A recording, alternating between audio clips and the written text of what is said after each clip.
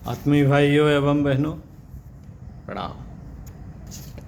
आपको पुस्तक जीवन पथ के प्रदीप से पढ़कर सुना रहे हैं। संध्या काल की विषम बेला में वरिष्ठों का दायित्व।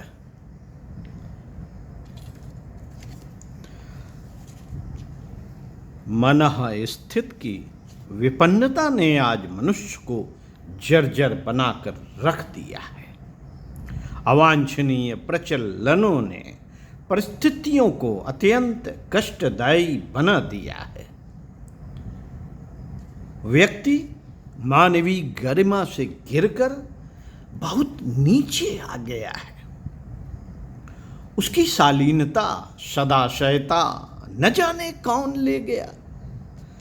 समाज व्यवस्था की भी ऐसी ही दुर्गति हो रही है। सहकारिता, सद्भावना की, वसुधैव कुटुंबकम की, हिल मिल कर रहने और हंस बांट कर खाने की प्रथा घटते घटते लुप्त प्राय होती जा रही है। मनुष्य कलेवर में नर पशुओं और नर पिशाचों के झुंड ही विचरण करते देखे जाते हैं। समाज को अंधी भेड़ों का समूह अथवा भूत पलीतों की चांडाल चौकड़ी जैसा ही कुछ नाम दिया जा सकता है। ऐसी विपिन्न बेला में सृष्टा एक ही नीति अपना सकता है: अवांछनीयता की गलाई, उत्कृष्टता की ढलाई। यही दो गतिविधियां हैं जो युग संध की इस वेला में संपन्न होती देखी जा सकेंगी। अवांछनीयता को गलते समाप्त होते भी देखा जा सकेगा, साथ ही दूसरा कार्य नव सृजन का भी चलता देखा जा सकेगा। इसे उज्जवल भविष्य की ढलाई कहा जाएगा। इसे उज्जवल भविष्य की ढलाई कहा जाएगा। दोनों प्रक्रियाएं साथ साथ चलती अभी भी देखी जा सकती हैं। पूर्णता की स्थिति में अब तीव्र गति से संपन्न होती देखी जा सकेंगी। जब भी ऐसा परिवर्तन होता है, मूलतः प्रकृति के संबंध में ही है, किंतु उसकी चपेट में मनुष्य आए बिना नहीं रहता।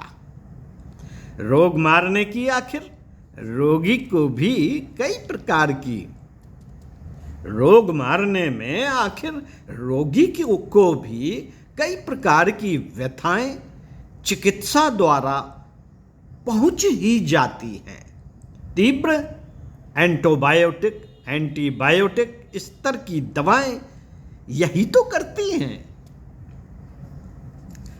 उद्देश्य निर्दोष रहने पर भी कड़वी दवा खिलाने से लेकर सुई लगाने और शल्य क्रिया करने तक के कई कष्टकर कार्य चिकित्सक के हाथों ही होते रहते हैं।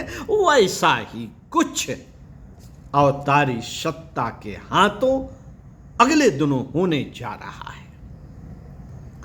इन शेष बचे वर्षों में मनः स्थित उलटने में जहां अग्रगामी युग शिल्पी अपने मूर्धन्य कौशल का परिचय देंगे, वहां अदृश्य जगत में हो रहे प्रकृति प्रवाह भी अपना काम करेंगे।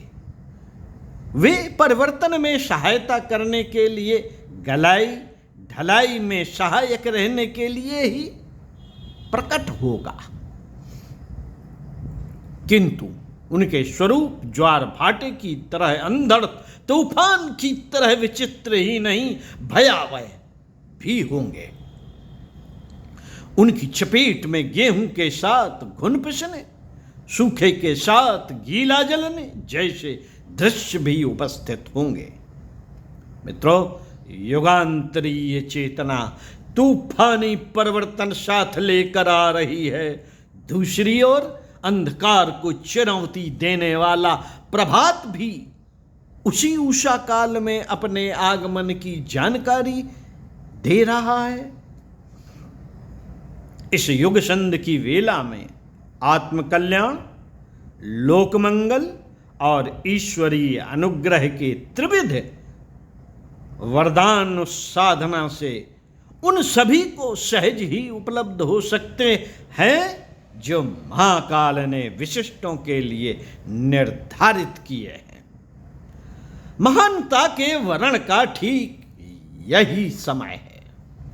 ओम शांति। चिंतन मनन करने योग्य स्वाध्याय सत्संग का विषय हो।